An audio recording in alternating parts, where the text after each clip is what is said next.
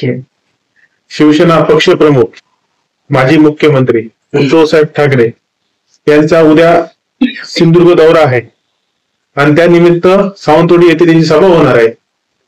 या सभेमुळे आणि या त्यांच्या आगमनामुळे सर्व शिवसेना पदाधिकारी व कार्यकर्त्यांमध्ये एक उत्साहाचं वातावरण संचारलं आहे. येणाऱ्या काळामध्ये ज्या आपल्या विधानसभा निवडणुका होणार आहेत त्याच नक्कीच या तिन्ही विधानसभेवर शिवसेनेचा भगवा फडकेल आणि त्यात आपली सावंतवाडी विधानसभा आहे तो इतिहास घडणार आहे. आता आमचे विद्यमान जे आमदार आहेत ते गेले 15 वर्ष या मतदारसंघावर ज्यांनी सत्ता गाजवली, त्यात 8 वर्ष मंत्रिपद भोगलं, पण तुम्ही बघायला गेलं तर एकही ठोस असं विकास काम त्यांना या करता आलं नाही. आणि त्यामुळे ते मिळालेले आमदारकी जे सर्वसामान्य शिवसैनिकांच्या बळावर आणि त्यांच्या मेहनतीवर फुकट मिळवलेली आमदारकी नंतर 2.5 वर्षानंतर 50 खोके घेऊन विकली आणि त्या आमदारकी जे मिळालेला पैसा आज ते आपल्या ऑफिसमध्ये वाटत आहेत आणि त्या वाटपाच्या मिळालेल्या खिरापतीवर काही कार्यकर्ते त्यात प्रवेश करत आहेत. कालपर्यंत जे कार्यकर्ते त्यांना शिव्या देत होते ते आज बघितलं तर आजूबाजूला त्यांच्यापासून त्यांचे गुणगान गात आहेत. म्हणजे ह्यातल्या खोक्यांची कमाल की यांची निष्ठा बदलली हेच आम्हाला समजत नाही. म्हणजे कालपर्यंत ते सांगत होते की आम्ही अपक्ष लढणार, आम्ही शिवसेनेकडनं तिकीट मागत होते, आज बघितलं तर ते त्यांचे गुणगान गात आहेत.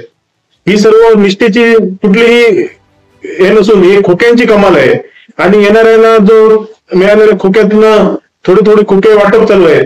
यात मी सर्व शिवसेनेकडे असं आवाहन करतो की ते खोक्यांचे आता लोन हे आपल्या ग्रामीण पातळीपर्यंत पोहोचत चाललंय.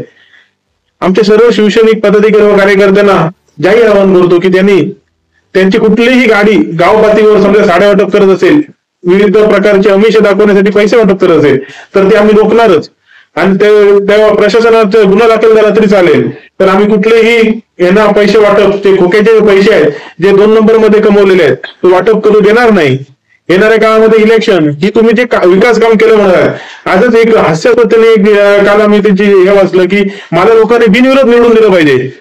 अरे तुम्ही 15 वर्ष आमदार आहात, 8 वर्ष मंत्रिपदात, कुठलं असं विकास काम ठोस केलं ते तुमच्या तालुका प्रमुख सांगता येत नाही, तर तुम्ही असं तुम्हाला बिनविरोध देण्यासाठी तुम्ही असं कोणतं योगदान दिलं? साधं तुमच्या समोर एसटी स्टँडचं काम आहे, मल्टीस्पेशल हॉस्पिटलमुळे लाखो म्हणजे हे आलंय, शेकडो लोकांचे जीव गेले. या सर्व जीव जाण्यातले जबाबदार हे दीपक केसरकर आहेत. तुम्ही साधं जर एक पॅरासिटामॉलची 2 रुपयाची औषधाची गोळी सुद्धा देऊ शकत नाही आणि तुम्ही सांगताय तुम्हाला बिनविरोध निवडून दिलं पाहिजे. पण ह्या सर्वांचं पाप म्हणजे लोकांचे जे हे होत आहे, लोकांची जी हानी होत आहे आरोग्यामुळे. आणि माझ्या मते ह्या 15 वर्षात शेकडो लोकांचे जीव गेले, अपघातात असतील, विविध आजारामध्ये असतील. साप चावला तरी आपल्याला बांबोळीला पाठवलं जातं. म्हणजे ही परिस्थिती एक साध्या तुम्ही हॉस्पिटलमध्ये डॉक्टर्स आणू शकत नाही, मल्टीस्पेशालिटी उद्धव साहेबांनी 33 कोटी देऊन तुम्ही करू शकला नाही. म्हणजे अशा पद्धतीने फक्त इलेक्शन आले की तुम्ही प्रगट होता आणि याची तुम्ही अदृश्य होता. हे कुठेतरी अदृश्य विकासच तुमचा असं आम्हाला वाटतंय की तुम्ही जसे अदृश्य होता तसं विकास तो तुमचा अदृश्य आहे. तुम्ही मागे तुमचे देवी साहेब सांगतायत की तुमचे जिल्हा प्रमुख की महाराष्ट्रामध्ये 1 नंबरचं लीड घेऊन निवडून येतील. मला वाटतं तुमचं निवडून येण्याचं बाजूला राहिलं, माझ्या मध्ये सगळं डिपॉझिट जप्त होण्याची तुमची पाळी आली आहे. ही परिस्थिती तुमची राहिली आहे. तुमचे कार्यकर्ते, तुम्ही बाहेरच्या इतर पक्षातले कार्यकर्ते आज पैशाचे आमिष दाखवून फोडून घेतात. त्यांना किती खोके देत आहेत हे तुम्हालाच माहित आणि त्या परमेश्वराला माहित. पण तुम्हाला अशी परिस्थिती का आली की इतर पक्षातले कार्यकर्ते कडून तुमच्याकडे जमा करावे लागतात? म्हणजे तुमच्याकडे कार्यकर्त्याचं बळ नाही हे यातनं सिद्ध होतं. आणि जे आमचे आज कार्यकर्ते, आम्ही कुठल्याही आमच्याकडे स्थान नसलेले कार्यकर्ते तुमच्याकडे येत आहेत. नाहीतर तुमच्याकडे असे चांगले कार्यकर्त्याचे संच बघितला तर तो कुठलाच संच नाहीये.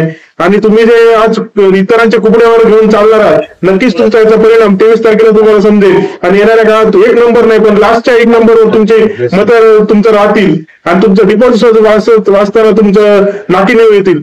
आणि कितीही तुम्ही पैसे वाटले तरी या टायमाला सावंतवाडीची शून्य जनता या पैशाला भीक घालणार नाही. कशाला? तुम्ही हे तुमचे कष्टाचे पैसे नाही आहेत, हे तुम्ही कसल्या मार्गाने कमवले हे तुम्हालाही माहित आहे आणि सर्वसामान्य जनतेला माहित आहे.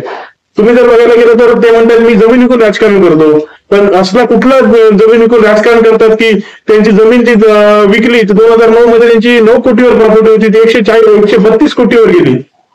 जमीन विकून प्रॉपर्टी वाढते की जमीन विकून प्रॉपर्टी कमी होते, हे आज संशोधनाचा विषय आहे. आणि हे सर्वसामान्य जनतेला सुद्धा माहित आहे की तुम्ही जमीन विकत नाहीत पण तुमची आमदारकी विकली, हे तरी कुठेतरी याच्यात सिद्ध होते. पाहिजे ते सोंग घेता येतं. ते पहिले सांगायचे की ही हत्या सगळ्या राणेसाहेबांनी केली आणि आज त्यांच्याच मांडीला मांडी लावून हे प्रचार करतायत. हे दहशतवादचं बाजूला करून जनतेमध्ये आम्हाला सांगायचे. आज तेच जनता हे सांगतात की दहशतवाद संपला. म्हणजे काय परिस्थिती तुमची चालली आहे, म्हणजे नेमकं तुमचं धोरण काय? म्हणजे तुम्ही फक्त सांगायचं की इतरांनी हत्या केली पण त्यांचे जनक राणेसाहेब होते. तुम्ही एक काळ असा होता की ते सांगायचे, पोपटाची उपमा द्यायचे की पोपटाचा जीव हा ह्याच्यामध्ये आहे, म्हणजे पोपटाचा जीव काढण्यासाठी आपल्याला इलेक्शन हे करावं लागेल, राक्षसाचा जीव पोपटामध्ये. आणि येणाऱ्या काळामध्ये तुम्ही बघा ना, आता माझ्या मते ते पोपटाचे उत्तर स्वतःसाठी देत होते. कशाला? त्यांचा जीव हा मंत्रीपद आणि आमदारकीमध्ये आहे. आणि गेल्या वर्षी आमच्या ह्याच्याच लावलं तो व्हिडिओ मध्ये आम्ही आता लावणार आहोत की त्यांनी एक हे घेतलं होतं की आपण आता पुढच्या टायमाला नवीन चेहऱ्याला संधी देणार आहे. पाटेकर देवाला समोरून सांगतो की मला आता आमदारकी बस झाली, मला आता पुढे आमदारकी नको, नवीन चेहऱ्याला संधी देईन म्हणून. हे आता बघा त्यांचा एक प्रयास आहे की मला आमदारकी नको आहे. असं आहे की सावंतवाडीला इतिहास हा शिवरामराजे भोसलेंचा आहे. जे 5 वेळा निवडून येणारे आमदार होते शिवरामराजे भोसले. त्याच्यामुळे आपण त्याचा आदर्श घेऊया. परंतु 5 वेळा उभं राहण्या एवढे काय माझ्यामध्ये शारीरिक क्षमता आहे असं मी वाटत नाही. पुढच्या वेळेला तरुणांना संधी दिली पाहिजे. म्हणून या खेपेला मी शेवटच्या टर्मचा मी हा फॉर्म भरतोय. कारण माझं स्वतःची अशी विचारधारा आहे की प्रत्येकाला संधी दिली पाहिजे. ती संधी दिली जाईल. आणि त्याच्याच बरोबर दुसरी गोष्ट अशी आहे की काही अनेक कामं, अनेक निधी, कोट्यवधी रुपयाचा निधी, इथे शेकडो कोटी आणि हजारो कोटी रुपयाचा निधी येऊन पडलेला आहे. हा योग्य रीतीने खर्च होतो, त्याच्यातून लोकांचा म्हणजे आता बघा ह्याच्यात ते स्वतः मान्य करतायत 2019ला की मी राजकारणात रिटायर घेणं आणि मला नवीन चेहऱ्याला संधी देईल. म्हणजे आता तुम्ही ह्याच्यात समजा 2024 मध्ये अशी कुठली आपत तुमच्यावर आली की 2024ला परत तुम्हाला मंत्रीपद पाहिजे, तुम्हाला आमदारकी पाहिजे. ह्याच्यावर समजावं की ह्या टायमाला लोकांनी त्यांना घरी बसवण्याची वेळ आली. आणि टायमाला जे आपले विचार बदलत असतात, हे सावंतवाडीची जनता आणि आमचं जे पाटेकर आपलं देवस्थान आहे नक्कीच यांना अद्दल घडवेल आणि येणाऱ्या काळामध्ये नक्कीच हे बदल घडेल. आणि आमचं धोरणच आहे की बदल हवा तर आमदार नवा. आणि या टायमाला नक्कीच ह्या सावंतवाडी मतदारसंघात शिवसेनेचा भगवा फडकून आमदार निवडून येईल. मायकेल याची जबाबदारी नको. आता मला फक्त माझ्या सिंधुदुर्ग जिल्ह्याचं कल्याण करायचं आहे. मला सिंधुदुर्ग जिल्ह्याचं राहायचं आहे, मला कोकणचं राहायचं आहे. कोकणचीच जबाबदारी द्यावी अशी ते शासनाकडे विनंती करतात. याचा अर्थ ते महायुतीचं शासन येईल हे धरूनच चालतायत. या घटनेकडे तुम्ही कसं बघा? त्यांचं कसं आहे, ते कायमचं सांगतात गेल्या आमदारकीला सांगितलं तर मला बस झाली, मी आता गावातली लोकांची सेवा करण्यासाठी आमदारकी लढवत आहे. तर माझ्या मध्ये आमदारकी निवडल्यानंतर एकाच गावामध्ये पोहोचले नाही. आणि आता जर तुम्ही बघितलं तर त्यांनी असं जाहीर केलं होतं की माझी उर्वरित विकास कामं आहेत ती पूर्ण केल्याशिवाय मी काही सावंतवाडी मतदारसंघात येणार नाही. आता त्यांची कुठली उर्वरित कामं, त्याच्यात त्यांनी म्हटलं होतं की मल्टी स्पेशालिटी हॉस्पिटलची सही फक्त एक राहिली आहे आणि ती सही झाली की मी सावंतवाडी मतदारसंघात येईल. पण ते काही सही झाली नाही, मल्टी स्पेशालिटी हॉस्पिटल झालं नाही. आणि ते आता मतदारसंघ तुम्ही बघा कुठल्या गावामध्ये गेले, कुठल्या गावामध्ये जाऊ शकत नाही. ते फक्त असे आपल्या ऑफिसमध्ये बसून पैसे वाटपच करत आहेत. पण कुठल्या गावामध्ये तुम्ही सगळं पत्रकारिता समोर तुम्ही दाखवा कुठल्या गावामध्ये ते गेले म्हणून. ते गावामध्ये जाऊ शकत नाही. तोंड दाखवणार काय लोकांना? विकास सांगणार काय? विकास केला नाही म्हणून तुम्हाला साड्या वाटाव्या लागतात ना, विकास केला नाही म्हणून तुम्हाला पैसे वाटावे लागतात, खोके वाटावे लागतात आणि इतर पक्ष पुढून तुम्हाला घ्यावे लागतात. जर तुम्ही विकास केला असता तर तुम्ही नक्कीच दारोदारी फिरण्याच्या लोकांच्या कुपडे उठवण्याची गरज नव्हती. आणि तुम्ही गावामध्ये कुठल्या गावामध्ये त्यांनी जाहीर करावं की कुठल्या गाव भेट त्यांनी दिली. एकाही गावामध्ये भेट देऊ न शकलेले असे स्क्रीन लावून फक्त प्रचार करतायत. म्हणजे हे आमदार म्हणावं की काय? आणि तुम्ही जर म्हणायला गेलं की सावंतवाडी शहराचा विकास सोडा, भकास करण्याचं काम दीपक भाईने केलंय. हायवे एकतर बाहेरनं गेला, घरात पत्र त्याच्यामुळे सावंतवाडी शहराचं मोठं नुकसान झालं. येणाऱ्या काळामध्ये जो होता संकेश्वर बांधा रस्ता तो बावळाट मार्गे जाण्याच्या मार्गावर आहे. तुम्ही काय असं भरीव काम केलं, आजऱ्यापर्यंत रस्ता होऊ शकतो आणि पुढे आंबोली ते सावंतवाडी कशामुळे रखडला? तुम्ही एवढं मंत्री करत होता, तुमच्याकडे शिंदेचं राज्याचं प्रवक्ता पद होतं. तुम्ही म्हणत होता शिंदे रात्री 3 वाजे पण झोपतो तोपर्यंत मी त्यांच्यावर होतो. एवढं तुम्ही त्यांच्यावर असून विश्वासी सहकारी असून तुम्ही कुठली कामं केली? स्वतःची कामं करून घेतली की विकासाची कामं करून घेतली हे तुम्ही जाहीर करावं. शैलेश परब संपर्क प्रमुख आहे काय?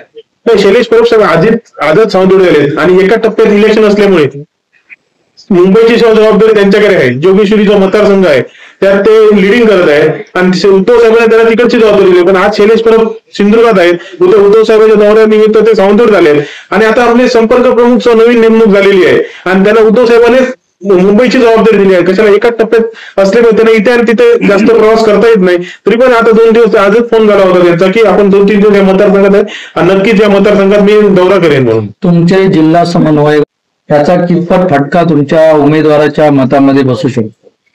कसं आहे, ते आले आणि कधी गेले हेच आम्हाला समजलं नाही. त्याच्यामुळे त्याचा फटका काय हे आम्हाला संशयाचा विषय आहे. ते कधी एका घरात समाधानी नसतात. जसे दीपकबाई आहेत तसे बाळागावडे सुद्धा आहेत. त्याच्या दीपकबाई सुद्धा एका व्यवहारात कधी समाधानी नाही, तसे बाळागावडे सुद्धा नाही. आणि सर्व पक्ष फिरणार आहे ना, आम्ही आता काय सांगावं, म्हणजे सर्व घर त्यांना फिरायची सवय झाली आहे. त्यामुळे एक एक घर फिरतायत ते. विकास कामे झालीत का? तुम्हाला एक सांगायचं ना, तर दीपकभाईने विकास अदृश्य केलाय. तो 2005ची 5,000 कोटी सांगितलं तरी आम्हाला मान्य करावं लागेल. त्यांनी जाहीर करावं कुठला विकास भरीव केला तो. रस्ते, वीज, पाणी हा होतच असतं. त्याच्यामुळे त्याचा काय तुम्ही हे करू नका. तुम्ही 2005ची कोटी कुठे खर्च केला त्याच्यात तुम्ही सांगू शकत नाही तर तो कशा कामाचा आहे. उद्या आम्ही सांगितलं मी 5,000 कोटी खर्च केले, पण माझ्याकडे पाहिजे ना मी कुठे 5,000 कोटी खर्च केले ते. तुम्ही फक्त भाषणामध्ये सांगता 2,000 केले, 3,000 कोटी केले. 3,000 कोटी कुठे खर्च झाले, त्याच्यामुळे काय फायदा आला? साधा रोजगाराचा प्रश्न तुम्ही मिटवू शकत नाही, साधा हॉस्पिटल तुम्ही करू शकत नाही, साधा तुमच्या ऑफिसच्या समोर तुमच्या ऑफिसमध्ये तुम्ही चकाचक केलं, कोट्यावधी रुपये खर्च केले. साधं समोर तुमचं स्टँड आहे त्याच्यावर तुम्ही 5 लाख रुपये खर्च करू शकत नाही. 2,500 कोटी आणि 5,000 कोटी काय करायचे? जनतेच्या फायद्याचं नाही. तुम्ही तुमच्या ऑफिस समोर बघा, सावंतवाडी शहरातले रस्ते बघा, एकही रस्त्यावर डांबर राहिलं नाही. म्हणजे दीपकभाई म्हणतायत मी विकास केला, कुठे विकास केला? तुम्ही शहरातले रस्ते जर करू शकत नाही, शहरातलं तुम्ही तुमच्या दारात जाता तर दारातला रस्ता तुम्ही जर रिपेअर करू शकत नाही तर विकास करणं हे कुठेतरी संशयाचा विषय आहे. आणि येणाऱ्या इलेक्शन मध्ये त्यांना नक्कीच जनता धडा शिकेल आणि त्याची जागा त्यांना दाखवण्यात येईल. तेली एकतर्फी इलेक्शन निवडतील आणि मोठ्या प्रकारे आम्ही आता ह्या टप्प्यावर इलेक्शन आहे की दीपकभाईच्या शिवाय मोठ्या प्रमाणात कार्यकर्ते त्यांच्याबरोबर जरी असले तरी ते शरीराने त्यांच्याबरोबर आहेत, मनाने ते शिवसेनेबरोबर आहेत आणि ह्यांचा जो प्रवेश चालू आहे त्याच्यामुळे मोठा असंतोष त्यांच्या कार्यकर्त्यांमध्ये पसरलाय. जे जुने जाणते कार्यकर्ते ते कायम आमच्या संपर्कात आहेत. ते फक्त शरीराने म्हणजे काय एवढी वर्ष असल्यामुळे कुठेतरी म्हणतात आम्ही तुमच्यावर आहोत, पण त्यातल्या त्यांचा गावातला कट्टर कार्यकर्ता जे देवस्थानचे प्रमुख म्हणतात ते 2 दिवस पहिले आमच्यावर भेटून गेले. म्हणजे अशा पद्धतीने त्यांचे कार्यकर्ते सर्व नाराज आहेत आणि गुप्तपणे आमचं काम करत आहेत. येणाऱ्या 23 तारखेला तुम्हाला त्याचा निकाल समजेल आणि तेली साहेब एकतर्फी निवडून येतील.